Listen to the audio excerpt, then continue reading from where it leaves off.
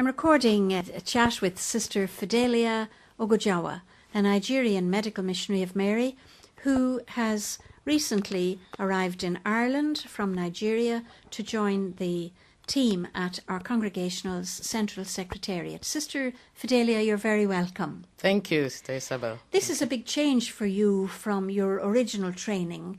I think you first of all trained to work with women in development. Is that so? Yes, I did. Tell us about it. When did you train and where did you train? I trained in Nigeria at the University of Nigeria and Nsukka, and I did home science and nutrition.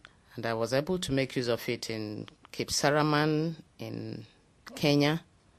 Cape Saraman is in the Great Rift Valley, isn't that right? Yes. I visited it once. I think it was a very dry area. I remember seeing terracing and great efforts at making the land produce something. Yes. Were you part of that? I was very much part of that. It's a semi-arid area and it was very hard to grow food.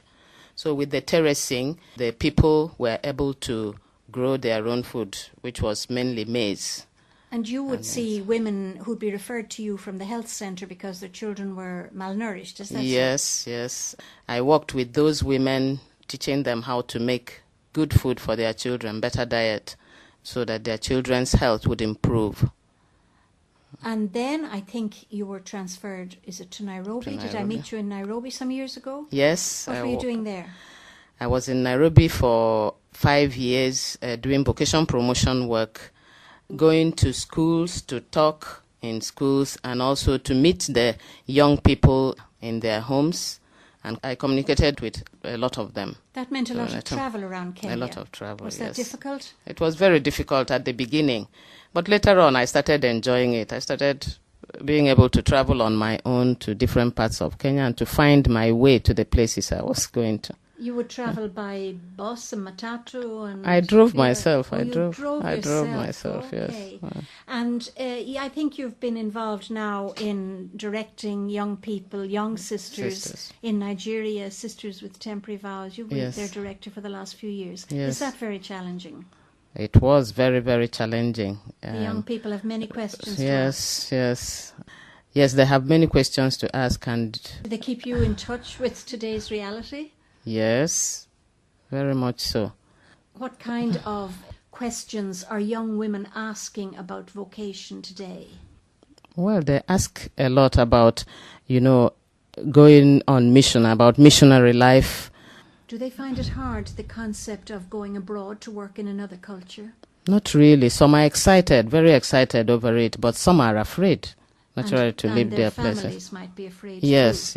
But you tell them that to be a medical missionary of Mary is a very exciting life. Yes.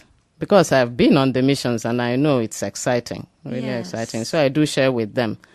And at the same time, it's a cost. When you get word that you're to get up and go and arrive in a cold country like Ireland, was that a shock for you? It was a shock. It was a shock, but I knew it was what God is asking me at this time, and I was quite happy. I think our general chapter put great emphasis on communications for the coming years. So now you're going to be part of that team. Yeah.